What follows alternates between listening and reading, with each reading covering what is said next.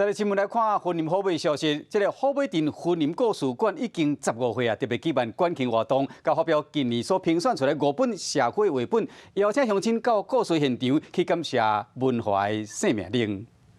婚姻故事人协会办理社区绘本创作培训和推出和出版的计划，